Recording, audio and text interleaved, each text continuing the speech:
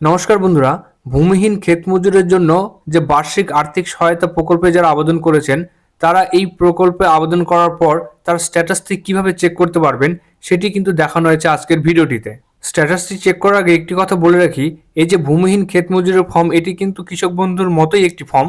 যেহেতু তাদের চাষযোগ্য কোনো জমি নেই, তাই তাদের বার্ষিক 4,000 টাকা কিন্তু আর্থিক সহায়তা করা হবে, যেটি কিন্তু 6 মাস পর পর 2,000 করে কিন্তু আপনাদের অ্যাকাউন্টে ঢুকবে। যাই হোক, এই ভূমিহীনের ফর্মটি যারা যুবসাথীর ক্যাম্পে জমা করেছেন, তার স্ট্যাটাসটি চেক করার জন্য আপনারা স্ক্রিনে দেওয়া এই ওয়েবসাইট থেকে অথবা ডেসক্রিপশন বক্সে দেওয়া লিঙ্ক থেকে কিন্তু সরাসরি আপনারা এই ওয়েবসাইটটিতে চলে আসতে পারেন। আসার পর এখানে দেখতে পাচ্ছেন ওয়েবসাইটটিতে কিন্তু লেখা রয়েছে যে ফার্মার সার্চের এখানে যে অ্যাকনোলেজমেন্ট নাম্বার দিয়ে, আধার নাম্বার দিয়ে অথবা কিন্তু মোবাইল নাম্বার দিয়ে কিন্তু আপনারা এটিকে সার্চ করতে পারেন।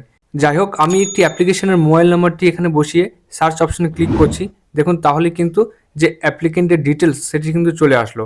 Applicant name, mobile number, district, block এবং তার স্ট্যাটাসটি কী রয়েছে, সব ডিটেলস কিন্তু আপনাদের স্ক্রিনে চলে আসলো।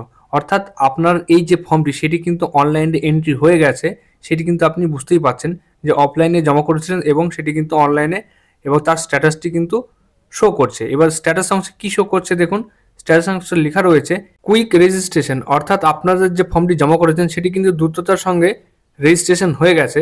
এবং এরপরে কি স্ট্যাটাস পরিবর্তন হয় সেদিকে কিন্তু আমাদের নজর থাকবে।